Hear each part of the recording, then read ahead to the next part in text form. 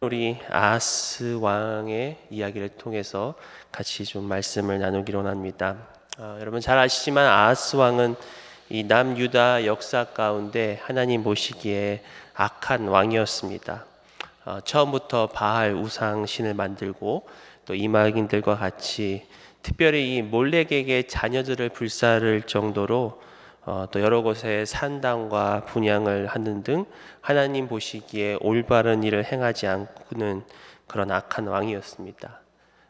특별히 앞부분의 28장 6절에는 성경은 그가 그의 조상들의 하나님을 버렸다라고 기록하고 있습니다.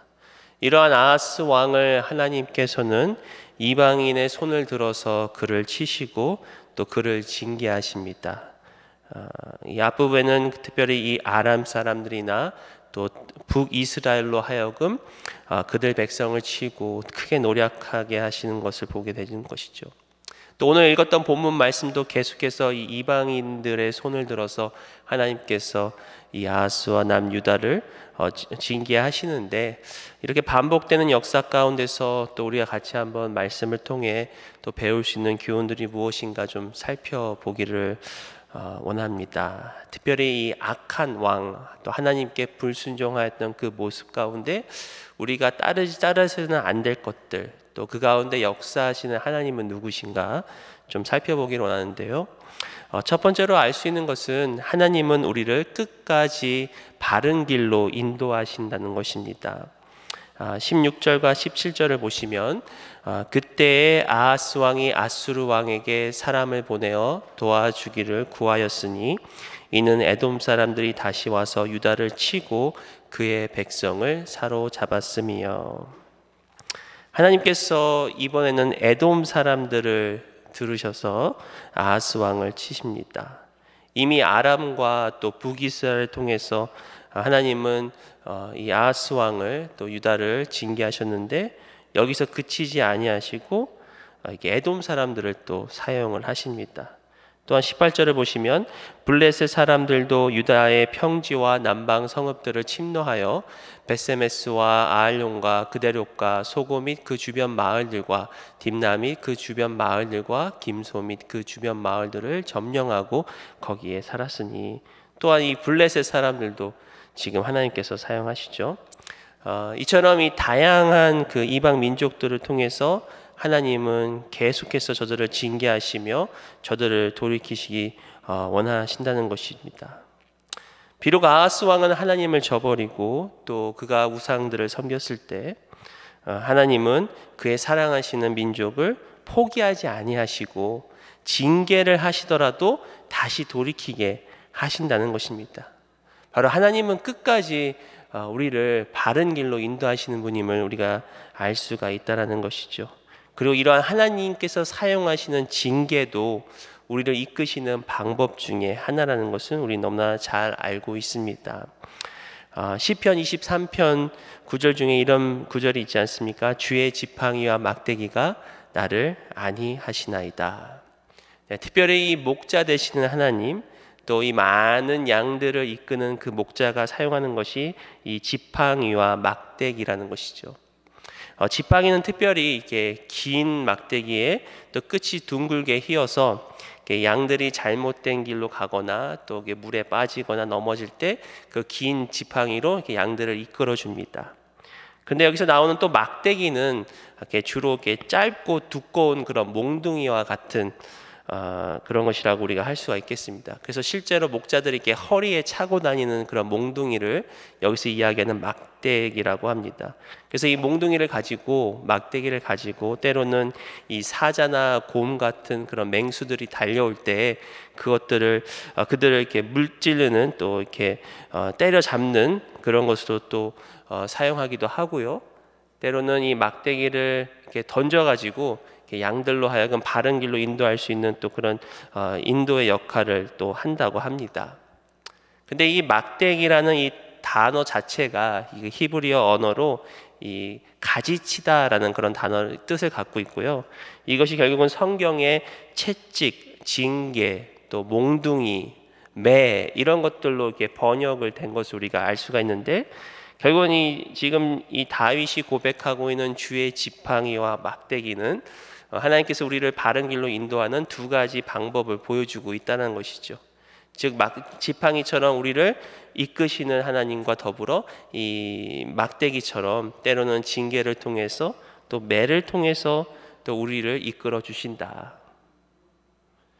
그러나 우리는 누구나 다 징계를 좋아하지는 않습니다.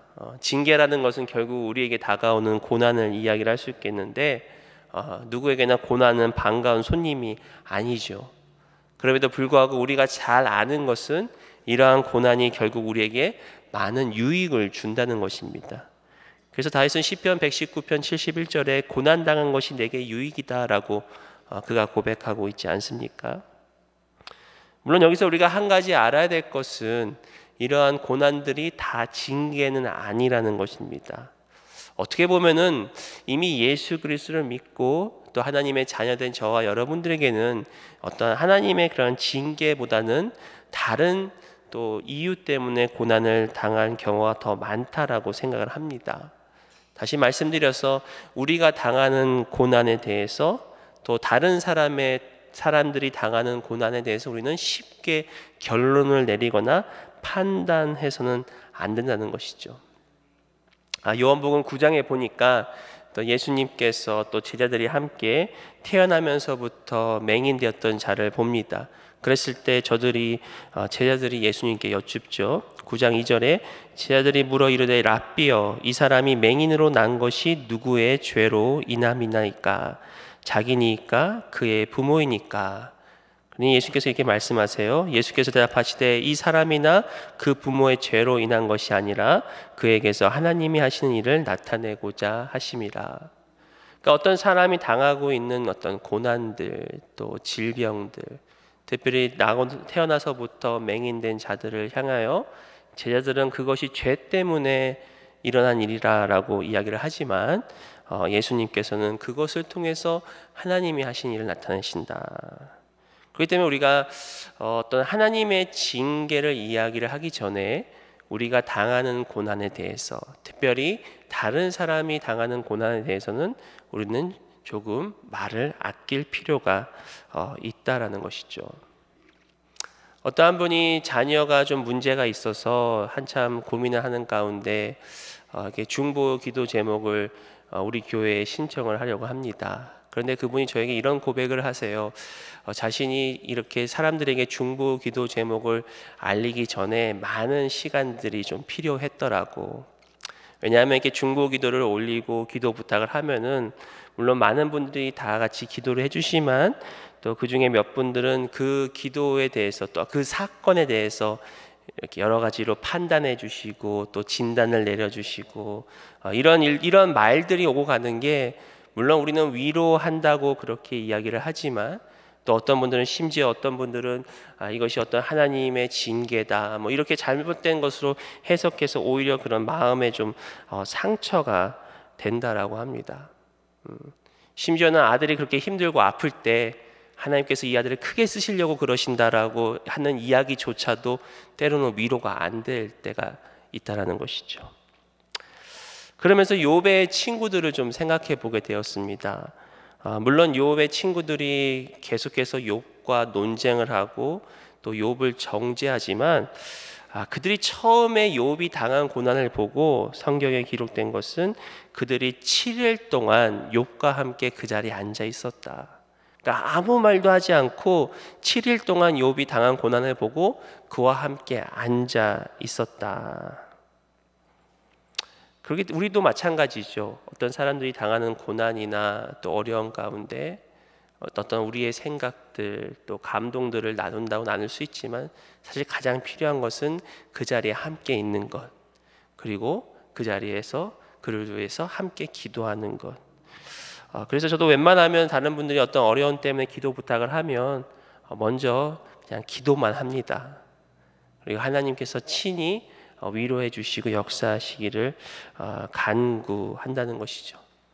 물론 맞는 말이지만 맞는 말도 때로는 위로가 안 될 때가 있다는 것입니다. 우리가 어떤 하나님의 말씀을 몰라서가 아니라 그 어려운 순간들, 고난의 순간만큼은 어떤 하나님의 그 위로하심 또 하나님의 만지심이 필요하기 때문에 어떤 우리가 말로써 위로한다기보다는 그 순간에 함께하고 또 기도해주고 또 그 일을 우리가 판단하는 것을 조금 미루고 그러한 어떤 지혜가 필요한다는 것이죠. 존 어트버거가 쓴 관계 훈련이라는 책에서 심지어는 이렇게 이야기를 해요. 어떤 분들이 어려움을 당할 때 우리는 이렇게 얘기할 수 있죠. 필요하면 얼마든지 언제든지 알려달라고, 무슨 필요한 것인지. 하지만 이게 전혀 도움이 안 된다는 거예요. 어려운 일을 당할 때는 뭐가 필요한지도 사실 잘 모르고 어려울 때가 있습니다. 그럴 때는 그냥 먼저 내가 알아서 예를 들어서 아이가 있는 부모 같으면은 좀 아이들을 데리고 나가서 좀 시간을 보내준다든가 알아서 이렇게 찾아서 해줘야지. 필요하실 때 연락 주세요 그러면 그게 오히려 크게 도움이 안 된다는 거예요. 좀 그런 부분을 보면서 좀 많은 이렇게 동의를 좀 하게 된 적이 있었습니다. 근데 중요한 것은 결국 하나님의 징계도 하나님이 우리를 사랑하시기 때문에 하신다는 것입니다. 히브리서 6장에 12장에 보시면 이런 말씀이 있지요. 주께서 그 사랑하신 자를 징계하시고 그가 받아들이시는 이들 아들마다 채찍질 하심이라 하였으니 너희가 참음은 징계를 받기 위함이라. 하나님이 아들과 같이 너희를 대우하시나니 어찌 아버지가 징계하지 않는 아들이 있으리요. 징계는 다 받는 것이거늘 너희에게 없으면 사생자요 친아들이 아니니라. 하나님께서는 이러한 징계를 통해서 또 고난을 통해서 우리를 하나님의 자녀답게 하나님의 아들과 같이 우리를 여기신다는 것입니다. 그렇기 때문에 우리가 고난과 또한 어떤 하나님의 징계, 특별히 하나님께서 끝까지 포기하지 아니하시고 여러 상황들을 허락하실 때 우리는 이것이 결국 하나님의 사랑임을 우리가 알아야 한다는 것입니다. 본문 말씀 19절에 보시면 이는 이스라엘 왕 아하스가 유다에서 망령되이 행하여 여호와께 크게 범죄하였으므로 여호와께서 유다를 낮추심이라. 결국 하나님께서 지금 이 아하스 왕과 유다에 이런 징계를 내리시는 것은 그들을 끝까지 낮추시기 위해서, 바로 겸손케 하기 위하여 하나님께서 그러한 징계를 사용하신다는 것입니다. 바로 우리가 돌아올 때까지, 또 우리가 하나님을 다시 찾을 때까지 하나님은 포기하지 않으신다는 것이죠. 특별히 예수님께서 누가복음 15장에는 잃어버린 세 가지의 비유가 나오지 않습니까? 잃어버린 양, 또 잃어버린 동전, 그리고 탕자의 비유를 말씀하십니다. 바로 하나님께서 잃어버린 자들을 찾으시는 그런 하나님의 마음을 이 세 가지 비유로 말씀을 하시는데요. 잃어버린 양과 잃어버린 동전은 직접 그 동전과 양의 주인이 직접 나서서 그것을 찾는 그 이야기를 말씀하십니다. 그런데 탕자만큼은 아버지가 탕자를 끝까지 기다리고 계지 않습니까? 특별히 이 탕자가 아버지의 유산을 먼저 챙겨서 나갑니다. 그리고 그런 모든 그 유산들을 탕진하고 결국은 돼지가 먹는 쥐엄 열매를 먹기까지 낮아질 대로 낮아질 때까지 아버지가 기다리고 계신다는 것이죠. 그리고 그가 낮아져서 다시 깨달아 아버지께 돌아왔을 때 저 멀리서 기다리시는 아버지께서 아들보다 먼저 아들을 바라보시고 먼저 달려오시고 먼저 껴안으시고 그리고 새 옷을 갈아입히시고 그리고 그동안 기다리면서 준비한 살찐 송아지를 잡아서 먹이시는 아버지. 그러니까 기다리시면서 또한 그 아들이 그 낮은 자리로까지 들어가기까지 기다리셨던 그 아버지의 마음. 그러니까 우리가 이러한 어려움 가운데 또 하나님의 징계를 통해서 이 낮아질 때까지 하나님은 기다리시지만 낮아짐을 통해서 다시 우리가 하나님께 돌이키기만 하면 누가 먼저 달려오세요? 우리 아버지가 먼저 달려오신다는 것이죠. 우리 아버지가 먼저 껴안아 주신다는 것입니다. 그렇기 때문에 우리가 마찬가지로 이 복음도 우리가 우리 죄로 인하여 스스로 낮아지고 죄인임을 깨달았을 때 바로 십자가의 은혜를 경험할 수 있다는 것입니다. 바로 이런 낮아짐을 통해서 큰 은혜를 누리듯이 우리도 늘 하나님 앞에서 이 겸손한 마음, 낮아지는 마음, 때로는 이러한 징계를 통해서 우리를 끝까지 이끄시는 하나님 앞에 우리가 겸손할 때 하나님의 큰 은혜를 누릴 수가 있다라는 것입니다. 그래서 웬만하면 우리가 징계를 안 받는 게 중요하죠, 그렇죠? 좋죠. 이해하는 거 안 맞는 게 낫잖아요, 그렇죠? 제가 중학교 때 한국에서 학교를 다녔었는데 저희 국어 선생님이 항상 저희들에게 외치게 한 구호가 있습니다. 그게 뭐냐면 맞고 나서 후회 말고 맞기 전에 조심하자. 그러니까 우리가 하나님 앞에서도 이 징계는 참 힘들잖아요. 그러니까 징계 받기 전에 좀 미리 겸손하고 미리 낮아지고, 물론 우리가 인간인지라 또 하나님께서 다른 이유 때문에 우리에게 고난을 허락하실 수도 있습니다. 그러나 늘 주님 앞에 엎드리고 십자가 앞에 우리가 자신을 낮추는 것이 참 중요하다라고 생각합니다. 그럴 때 하나님께서 우리를 바른 길로 인도하신다는 것이죠. 또 이를 통해서 우리가 두 번째로 알 수 있는 교훈은 우리가 이 고난과 하나님의 진노 가운데 구해야 할 분은 바로 하나님이시라는 것입니다. 20절에 보시면 아수르 왕 디글랏빌레셀이 그에게 이르렀으나 돕지 아니하고 도리어 그를 공격하였더라. 오늘 아까도 읽었지만 본문 그 16절에 보면은 이 아하스 왕이 지금 아수르에게 도움을 요청을 합니다. 바로 이 에돔 사람들이 공격하자 아수르 왕을 부른 것이죠.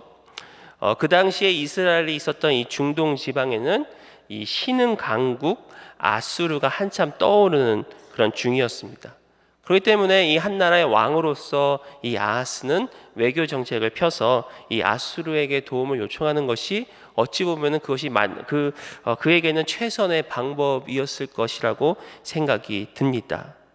한 나라의 왕으로서 어떤 세계의 정세를 알고 그 정세를 따라서 외교 정책을 편 것은 당연할 수도 있지요. 그러나 이스라엘은 하나님의 택하신 백성이라는 것을 우리는 너무나 잘 압니다. 그리고 하나님께서는 모든 세계의 정세보다 더 크고 위대하신 분입니다. 하나님은 영원한 능력을 갖고 계신 분입니다. 세계의 권력은 영원하지 않습니다. 제한되어 있습니다. 그러나 하나님은 어제나 오늘이나 영원토록 동일하신 그런 하나님의 능력을 가지고 계시기 때문에 이 아하스가 진정으로 구해야 할 도움은 바로 하나님이셔야 되는데 그는 오히려 아수르 왕에게 도움을 요청하는 그런 모습을 보이고 있지 않습니까? 그리고 심지어는 이 아수르 왕에게 또 재물 또한 그가 바치는 걸 볼 수 있는데요. 21절 보시면 아하스가 여호와의 전과 왕궁과 방백들의 집에서 재물을 가져다가 아수르 왕에게 주었으나 그에게 유익이 없었더라. 그러니까 지금 이 하나님의 전 또 왕국에 있는 그런 재물들을 다 모아가지고 이 아수르 왕에게 그가 바칩니다. 그러나 그 바친 것이 아무런 유익이 없었다는 것이죠. 오히려 저들이 와서 그들을 공격하는 그런 일들이 벌어지고 있습니다. 그럼에도 불구하고 아하스 왕은 하나님을 찾지 아니고 이제는 오히려 되려 자신들을 친 그 민족들의 신을 또 찾고 있습니다. 22절 보시면 이 아하스 왕이 곤고할 때 더욱 여호와께 범죄하여 23절 자기를 친 다메섹 신들에게 제사하여 이르되 아람 왕들의 신들이 그들을 도왔으니 나도 그 신에게 제사하여 나를 돕게 하리라 하였으나 그 신이 아하스와 온 이스라엘을 망하게 하였더라. 얼마나 이렇게 지금 무지하고 어리석은 모습을 보여주고 있는지요. 저들을 공격했던 그 신들을 지금 신들에게 도움을 요청하고 신들에게 지금 제사를 드리는 모습입니다. 그런데 성경은 그 신들조차도 아하스와 온 이스라엘을 망하게 하였다. 이것이 결국 세상의 권력과 또 세상의 신들을 찾는 자들의 결말이라는 것을 우리가 알 수가 있죠. 아하스가 그토록 찾았고 도움을 요청하였던 아수르나 저들의 신들은 결국 저들을 망하게 하였다는 것입니다. 우리도 이 사실을 우리도 기억하면서 이 땅을 살아야 하겠습니다. 세상의 권력, 세상의 신들은 결국은 우리를 망하게 한다는 것입니다. 아마 여러분들도 가끔 이야기를 들으셔서 아시겠지만 우리 교회 이 사무실 옆에 지금 대박이 난 장사하는 이 장소가 있습니다. 이 마리아나를 파는 장소인데요. 얼마나 지금 그 집이 장사가 잘 되는지 우리 교회 사무실의 주차장이 아주 항상 붐빕니다. 차들로 인해서. 심지어는 이렇게 휴일날도 와가지고 찾는 사람들이 있고, 또 아침 일찍 와가지고 아직도 문이 안 열었네요 그러고 찾는 사람들도 있습니다. 그 사람들께 지나가는 모습들을 보면은 물론 좀 이렇게 허우대가 멀쩡한 사람들도 있지만, 또 이렇게 보면은 좀 이렇게 뭐랄까요, 좀 굉장히 불쌍해 보이는 사람들도 많아요. 이렇게 정신적으로 좀 왔다 갔다 하는 사람들도 있고, 또 이렇게 육체적으로도 좀 거동이 불편한 분들도 그곳을 찾아들고, 또 심지어는 이렇게 좀 이렇게 겉만 봐도 정말 이게 뭐라 그럴까요, 참 없이 사는 사람들 같은데도 계속 그곳을 찾아가지고 그거를 이렇게 사서 그렇게 피우고 있다라는 것이죠. 그런 걸 보면서 이 세상의 것들이 잠시 어떤 순간적인 그런 쾌락을 줄 수 있지만, 결국 저들을 이렇게 파멸로 몰고 가는 그 모습이 바로 그 곁에서 지금 저를 보고 있다라는 것이죠. 마찬가지로 세상의 권세와 세상의 신들, 어떤 우리에게 쾌락을 주는 것은 결국 우리를 파멸로 이끈다. 저는 여러분들이 어떻게 생각할지 모르겠지만, 저는 어렸을 때부터 이렇게 술과 담배를 거의 안 했습니다. 그렇게 안 생겼을 수도 있을 것 같은데요. 다른 목사님들과 달리는 좀 제가 모범생으로 살았는데요. 물론 유혹은 있었습니다. 특별히 이렇게 이민 처음 와가지고 고등학교 때 너무 힘들어서 좀 주위에 있는 친구들처럼 그냥 아무렇게나 막 살고 싶은 그런 유혹이 있었는데, 그럴 때마다 이렇게 저를 붙잡아준 그 생각이 뭐였냐면은, 결국 이거 나에게 도움이 안 된다, 결국 이거는 내 인생을 망친다라는 그런 생각이 저에게 좀 있었습니다. 어렸음에도 불구하고 이게 좀 일탈을 하려고 그러면 이게 별로 도움이 안 된다는 그 생각을 갖고 있어가지고, 물론 하나님을 믿는, 또 주님을 믿는 그런 믿음도 있었지만, 그러한 생각이 있어서 어떻게 보면 좀 그런 길에 빠지지 않고 어떤 탈선하지 않고 이렇게 좀 살았던 것 같습니다. 왜냐하면 세상의 것들은 당장은 멋져 보이고 당장은 우리를 어떻게 해줄 것 같지만, 결국은 우리를 패망에 이른다는 것을 우리는 잘 안다는 것이죠. 근데 아하스는 그것을 몰랐습니다. 특별히 오늘 읽지는 않았지만 바로 그 28장 그 앞부분에 보면은, 이 북이스라엘이 남유다를 공격해서 남유다에 있는 물건들을 다 노력하고, 또 많은 사람들을 노예로 삼으려고 이렇게 포로로 끌고 갑니다. 그때 하나님께서 북이스라엘에게 선지자를 보내셔가지고, 너희들이 이렇게 하는 것은 옳지 않다.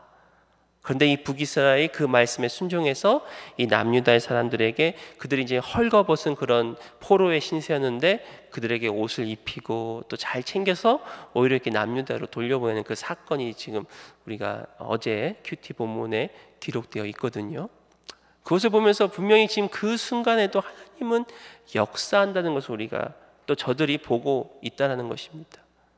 또한 이 북이스라엘이 어떤 나라입니까? 하나님을 저버리고 우상을 섬겼던 그 나라도 하나님께서 선지자를 통해서 경고하시니까 그 말씀을 듣고 순종하여서 이 남유다를 돌려보내는 그 일들이 지금 이 아하스 왕이 있는 그 시대에 지금 그 일들이 일어나고 있음에도 불구하고, 아하스는 하나님의 역사를 보지 못하고 되려 하나님께 범죄하고, 또 어찌 보면 이 아하스는 하나님께 반역하는 그런 모습들을 보이고 있는데요. 24절 보시면, 아하스가 하나님의 전에 기구들을 모아 하나님의 전에 기구들을 부수고, 또 여호와의 전 문들을 닫고, 예루살렘 구성마다 제단을 쌓고, 유다 각 성읍에 산당을 세워 다른 신에게 분향하여 그의 조상들의 하나님 여호와를 진노하게 하였더라.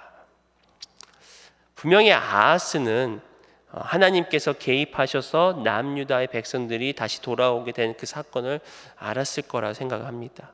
그리고 아하스는 하나님이 지금도 이런 선지자들을 통해서 말씀하고 있다는 것을 알았을 것입니다. 그런데 되려 그는 하나님께 반역을 하고 있는 것입니다. 우리가 단순히 죄를 짓거나 또 실수를 하면은, 또 하나님께서 깨닫게 될 때 우리는 돌이키면 됩니다. 회개하면 됩니다. 그런데 아하스는 어찌 보면 이것을 더 넘어서 지금은 일부러 그렇죠? 자, 분명히 하나님께서 지금 그런 징계를 통해서 그를 돌이키기를 원하시는데 일부러 그는 오히려 더 하나님의 전의 기구들을 다 부숴버리고 문을 닫고 산당을 세우는 그런 일들을 하고 있다는 것이죠. 정말 무서운 일이라는 것입니다. 그래서 하나님께서 그를 진노하셨다라고 말씀을 하고 있습니다. 여기서 아이러니한 부분은 이러한 진노를 주신 분도 하나님이시지만 우리가 진노 중에 긍휼을 베푸시는 분도 하나님이시라는 것입니다. 그러니까 하나님이 진노를 내리실 때 우리가 달려가야 할 분은 바로 하나님이십니다. 다른 데서 아무런 도움을 구해도 우리를 결국은 망하게 합니다.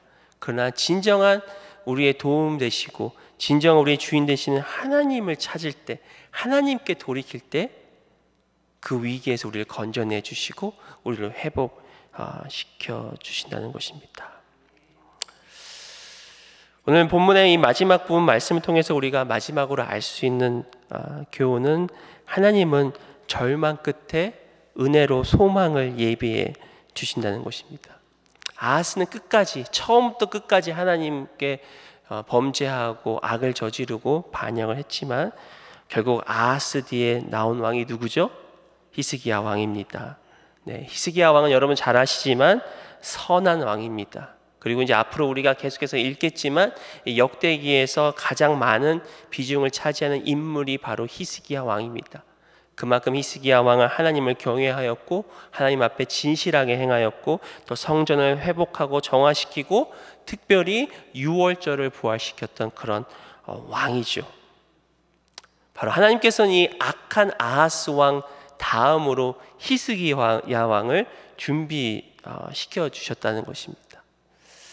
우리가 이 왕들의 이야기를 통해서 항상 생각하고 고민하는 것 중에 하나가 이 자녀 교육이죠. 왜냐하면 이 선한 왕의 아들 아니면 악한 왕의 아들이 어떻게 되는 것을 우리가 보고 또 자녀 교육은 이렇게 해야 된다라고 그런 이야기를 할 수가 있겠습니다. 그런데 오늘 이 본문과 같이 또 여러분 아시지만 이 아하시아 왕 히스기야 왕 다음에 누가 나오죠? 므낫세 왕이 나옵니다. 이 므낫세 왕은 어떻게 보면 전무후무한 또 악한 왕입니다. 그렇죠? 그러니까 이 신실한 왕 밑에는 악한 왕이 나올 때도 있고 또 악한 왕 밑에 신실한 왕이 나올 때도 있습니다. 이제 그런 것을 통해서 실제로 우리도 경험을 하게 되죠. 신실한 부모 또 참 신앙생활 열심히 하는 부모님들 가운데 때로는 좀 자녀들이 좀 속을 썩이는 자녀들이 있고요.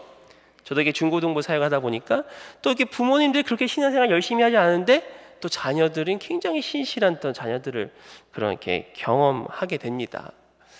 그러면서 우리가 물론 하나님의 말씀의 원리대로 자녀들을 양육하고 또 하나님 우리가 기도하고 또 하나님은 반드시 이 부모의 기도를 응답해 주신다고 믿습니다.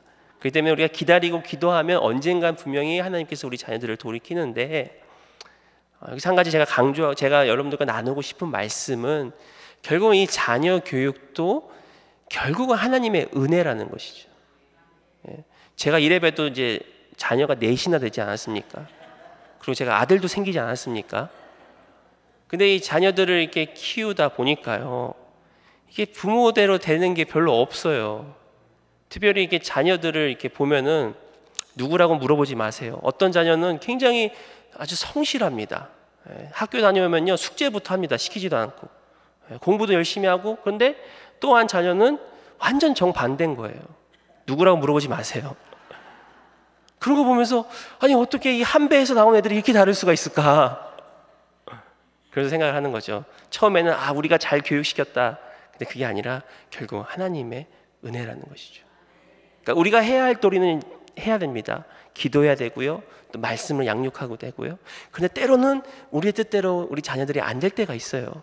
그때는 우리가 주님께 맡겨드리고 하나님이 우리 인생의 주인 되심을 고백하고 우리 자녀의 주인 되심을 고백하고 주님께 맡겼을 때 이 아하스 왕 다음에 히스기야 왕이 나왔듯이 우리는 너무나 부족하지만 하나님의 은혜로 우리 다음 세대가 다시 온전히 서고 때로는 좀 더딜지라도 반드시 때가 되면 이루시는 하나님, 때가 되면 은혜를 베풀어 주신 하나님, 그 하나님을 붙잡을 때 우리는 결국 승리하게 될 줄 믿습니다. 그래서 오늘 말씀을 통해서 하나님이 우리를 징계하시되 우리를 끝까지 사랑하시는 하나님, 또 진노 중에라도 긍휼을 베푸시는 우리가 하나님께 돌이키시고, 또 이 모든 것이 결국 하나님의 은혜라는 것을 기억하시며 오늘 하루도 승리하시기를 예수 이름으로 축원드립니다.